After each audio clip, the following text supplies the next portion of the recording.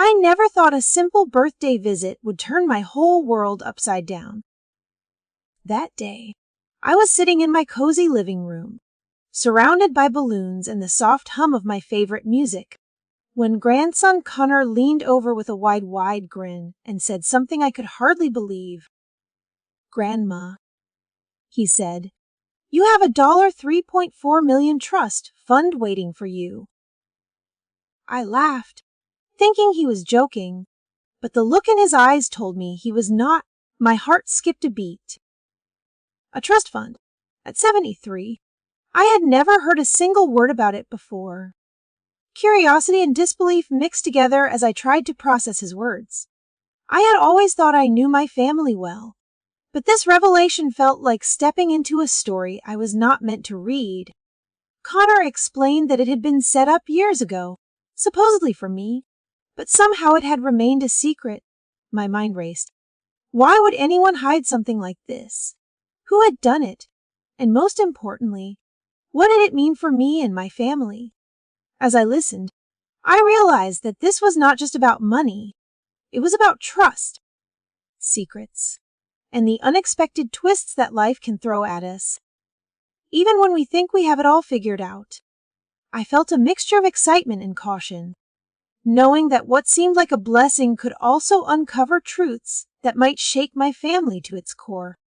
If you want to join me on this journey of mystery, family secrets, and shocking discoveries, make sure to like this video and subscribe to the channel.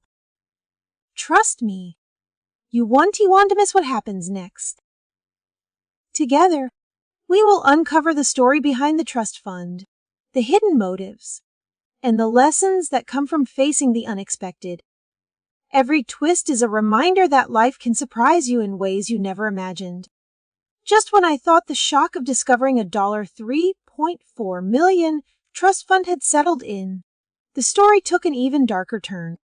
Connor had barely finished explaining the trust fund when I started noticing inconsistencies in the papers he showed me.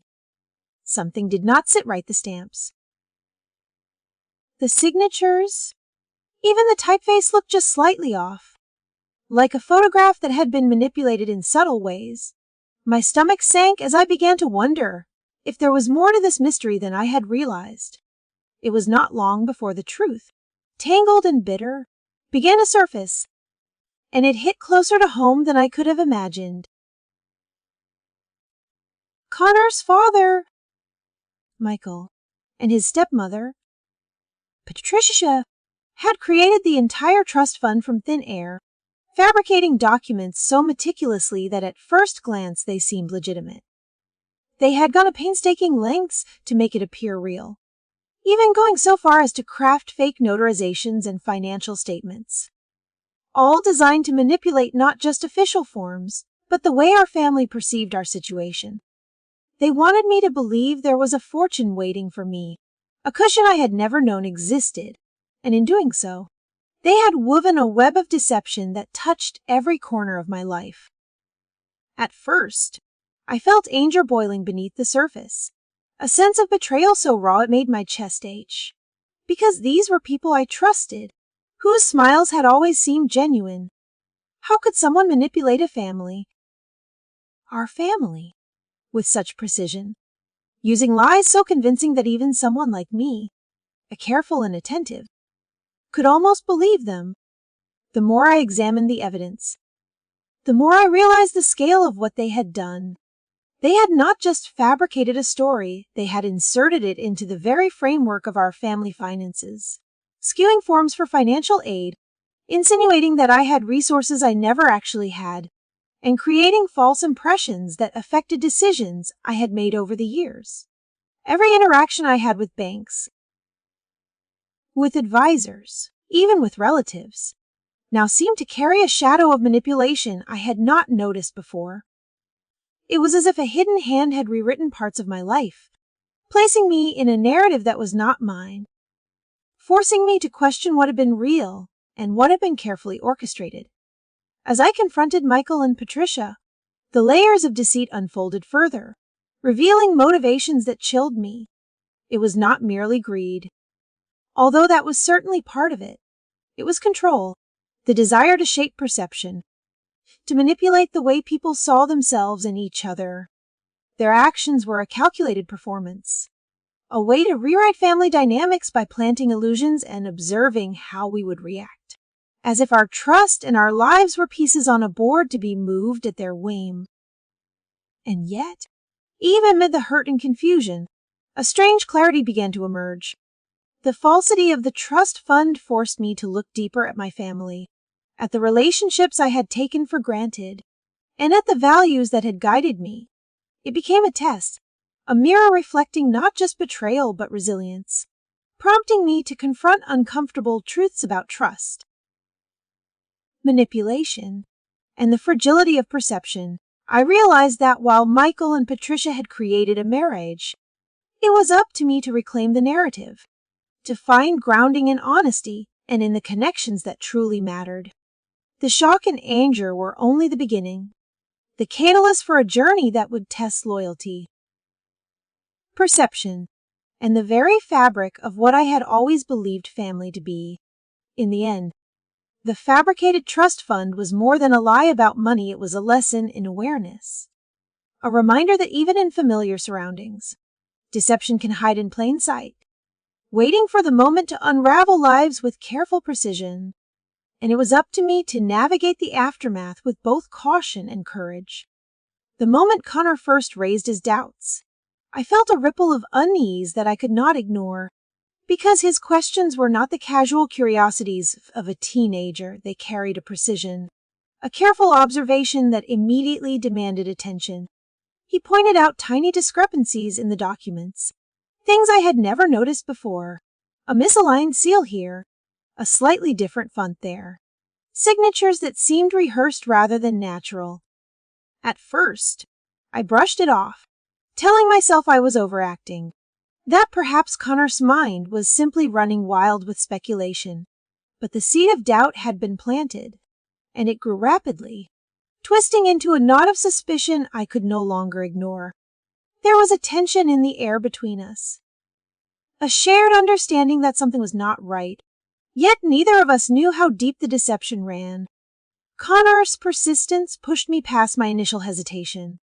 He began asking questions I had not considered, comparing statements with public records, tracing dates, and cross-referencing details in a way that made it impossible for me to dismiss his concerns.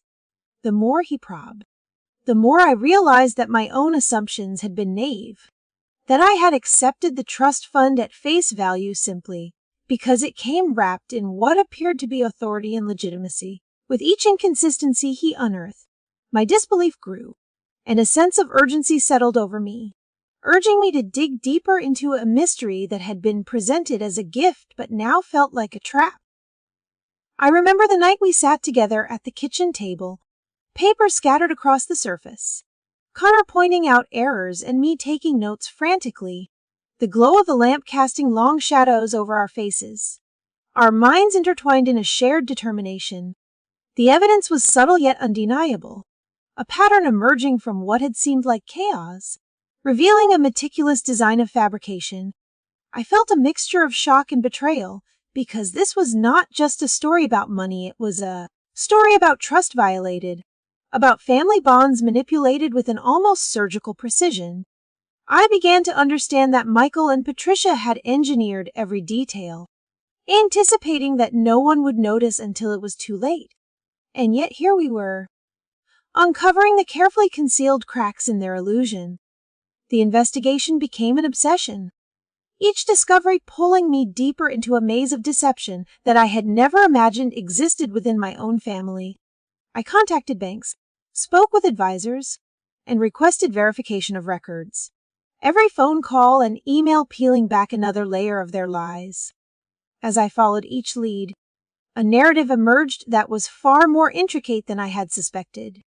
Michael and Patricia had used the fabricated trust fund to manipulate perceptions, alter decisions, and control the way our family understood our financial reality. It was a web so elaborate that I marveled at its construction even as I recoiled at its audacity. a reminder that deception could thrive even in the most familiar places when people were too trusting. Connor's role in all of this became pivotal. His curiosity and critical eye had not only revealed inconsistencies, but had also given me the courage to confront uncomfortable truths. It was as if his questions acted as a key, unlocking doors I had long avoided and forcing me to face the reality of the manipulation. In this process, I discovered a resilience I had not known I possessed, a determination to reclaim my understanding of family and to disentangle truth from fabrication.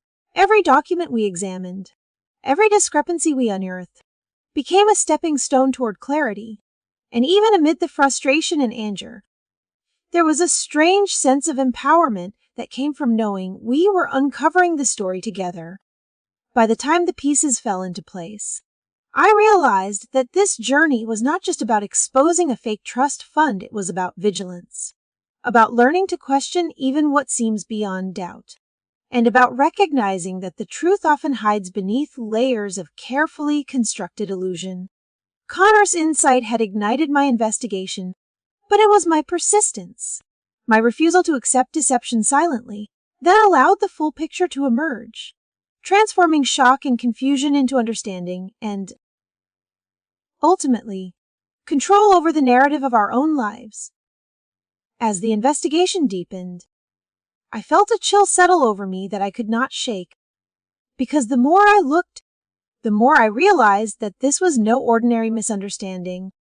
It was a deliberate, calculated scheme that stretched far beyond what I had imagined, and it was orchestrated by the people I trusted most.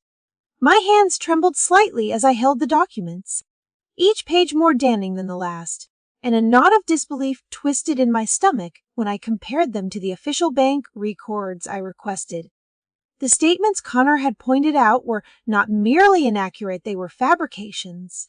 Entire accounts constructed with such care that they almost looked legitimate at first glance. Yet under scrutiny, the inconsistencies leapt out like hidden cracks in a fragile facade. I traced transactions that never occurred, deposits that were mere illusions, and signatures that bore subtle differences from the official documents I knew to be authentic. And with each discovery, the reality became more suffocating. Michael and Patricia had built a house of deception around a trust fund that never existed. The extent of the manipulation went beyond falsified bank statements. Identities themselves had been twisted and exploited to make the story more convincing. I found evidence suggesting that personal information had been altered, perhaps stolen, or misrepresented to create a trail that would withstand casual inspection. Names were shifted, birth dates subtly changed, addresses manipulated, all designed to create a seamless illusion of authenticity. I remember sitting back in my chair, running my hands over my face, overwhelmed by the realization that this was not simply a mistake or a minor white lie, it was a deliberate distortion of reality. A careful construction meant to deceive not only me, but anyone who might have questioned their story. Each manipulated detail was a brick in the wall they had built to hide their intentions. And yet, thanks to Connor's keen observation and our shared persistence, those bricks were beginning to crumble. Financial fraud emerged as the heart of the deception. Beyond the fabricated trust fund, there were indications that forms for financial aid and other benefits had been manipulated to misrepresent the family faced circumstances. It was a web of actions designed to gain advantages under false pretenses, and the sophistication of it left me stunned. I traced threads through emails, official forms, and correspondence with banks, piecing together a picture of deceit so intricate that it almost seemed cinematic in its precision. I could not help but feel a mixture of horror and fascination at the lengths Michael and Patricia had gone to engineer the perfect illusion. Anticipating questions, covering their tracks, and expecting no one to see through the veil. Yet here we were, unmasking each layer, exposing the careful orchestration of falsity that had been hidden in plain sight. As I uncovered each piece of the puzzle, a sense of betrayal washed over me, deep and unrelenting, because the people I had trusted to guide and protect us had instead used their knowledge and position to manipulate the very fabric of our family's reality. The act of discovering these deceptions became both painful and empowering. Every fake statement, every manipulated record, every false identity we exposed brought me closer to understanding the full scope of their scheme. I felt the weight of anger, disappointment, and resolve pressing on me, fueling a determination to bring clarity and truth to a situation that had been deliberately obscured. Through countless hours of cross-referencing, verifying, and confronting inconsistencies, I realized that uncovering the fraud was not just about correcting paperwork or exposing a lie. It was about reclaiming control over my own life and narrative. I became both investigator and witness, piecing together the reality that had been hidden, and in doing so, I learned a painful yet vital lesson. Trust must be earned, and even those closest to us are capable of deception when opportunity and greed intertwine. Connor's insight and courage had ignited this journey, and together, we navigated a labyrinth of falsified documents, identity manipulation, and financial fraud, emerging with a clearer understanding of the lengths people will go to construct illusions and the power of vigilance, persistence, and critical thinking to reveal the truth beneath. The day I decided to confront Michael and Patricia, a storm of emotions churned inside me, a mixture of fear, anger, and a strange sense of inevitability, because I knew that what had begun as a quiet suspicion would now erupt into a confrontation that could change the dynamics of our family forever. I remember standing in the living room, papers in hand, my heart pounding not just from anticipation but from the weight of the truths I was about to reveal. Truths that had been hidden behind polished smiles and carefully rehearsed stories. I had spent countless hours verifying every detail, following every lead, and now, armed with the evidence, I understood that this moment was not simply about catching them in a lie. It was about demanding accountability for actions that had rippled through the lives of everyone involved, leaving doubt, confusion, and betrayal in their wake. When I began speaking, I kept my voice steady even as it quivered inside, because I needed them to hear not just my words, but the moral gravity behind them. I explained the discrepancies I had uncovered, detailing the fabricated bank statements, the manipulated documents, and the false identities that had been used to construct an illusion of wealth and generosity that never existed. I could see Patricia's eyes flicker with a mixture of surprise and defensiveness, while Michael shifted uncomfortably, as if the weight of the deception was suddenly too heavy to bear. I emphasized that the consequences of their actions were not confined to the paperwork or the legal implications. They had eroded trust within the family, sound suspicion where there should have been understanding, and inflicted emotional harm on those who had believed in them without question. I wanted them to understand that the moral cost of deception often outweighs the material gains, that the pain of betrayal lingers long after lies are exposed, and that no fabricated document could ever replace the honesty that binds a family together. I spoke of the importance of facing the truth, of acknowledging mistakes openly, and of taking steps to repair the damage done, not as a lecture but as a plea for integrity. I reminded them that honesty is not a burden but a foundation, and that accountability is not punishment but a pathway to trust and reconciliation.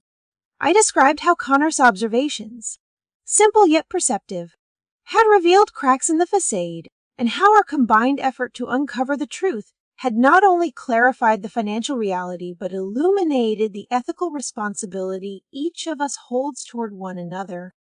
I urged them to consider the example they wanted to set, not just for the immediate family but for the younger generation, to reflect on the values that define us and the consequences of allowing deception to fester unchecked. As I laid out each piece of evidence and each moral argument, I could feel a shift in the room, a tension that was equal parts discomfort and recognition, as if the gravity of our family's predicament was finally settling on their shoulders. I realized that this confrontation was as much about awakening conscience as it was about exposing facts, about creating an opportunity for reflection that could prevent further harm, and perhaps even begin the slow process of healing. By the time I finished, I felt a mixture of relief and lingering apprehension, knowing that the truth had been spoken and that the responsibility for the next steps rested with them. I left the room not in triumph, but in the quiet certainty that the act of confronting deception with clarity, courage, and moral conviction was a necessary step toward reclaiming honesty, restoring trust, and reminding everyone that the fabric of family is strongest when woven with truth rather than illusion. As I reflect on everything that has unfolded, I can help but feel a profound sense of clarity about the lessons this experience has imparted. Lessons that reach far beyond the numbers on a page or the false promises of a fabricated trust fund. This journey has shown me, in the most personal and often painful way, that transparency is not merely a virtue, it is the lifeline of any relationship, especially within a family.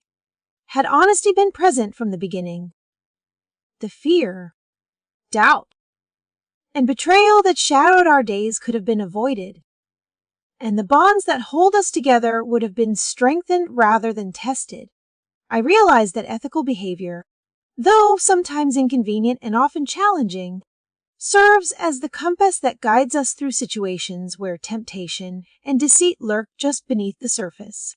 It is in these moments that character is defined, not by what we gain materially, but by the integrity upheld when no one is watching or when the stakes feel high.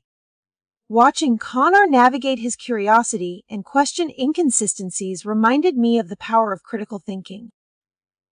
Too often, we accept what we are told because it is easier, because questioning feels uncomfortable, or because we trust implicitly. Yet, it is through asking difficult questions, observing carefully, and refusing to settle for convenient explanations that the truth emerges. Connor's courage to probe, combined with my willingness to investigate and confront uncomfortable realities, became the catalyst for uncovering deception and initiating accountability. This experience taught me that critical thinking is not just a skill, it is a shield against manipulation, a way to protect ourselves and those we love from the long-term consequences of dishonesty. Equally important, I discovered that open communication within families is not negotiable. It is essential. Had Michael and Patricia chosen dialogue over fabrication, transparency over secrecy, so much pain could have been prevented. Family, I realized, thrives on trust built through honest conversations. And when communication breaks down, it leaves space for misperceptions, fear, and betrayal to grow. Speaking openly, listening attentively, and holding each other accountable are not just ideals, they are practical steps that safeguard emotional well-being and foster an environment where everyone can feel secure and valued. As this chapter closes, I want to express my heartfelt gratitude to everyone who has followed this story. Sharing these experiences reminds us all of the power of awareness, of ethical choices, and of nurturing honest, supportive relationships. I hope that through this story, you are inspired to prioritize transparency, embrace integrity, think critically, and communicate openly in your own lives. These lessons, though born from difficulty, can guide us toward healthier, stronger, and more trusting connections with the people we care about most. Thank you for taking the time to listen to this story, for walking through these revelations with me, and for reflecting on the lessons we can all carry forward. If this story resonated with you, please like, subscribe, and share this channel to continue exploring real-life experiences, uncovering truths, and learning together how to build lives grounded in honesty, integrity, and understanding.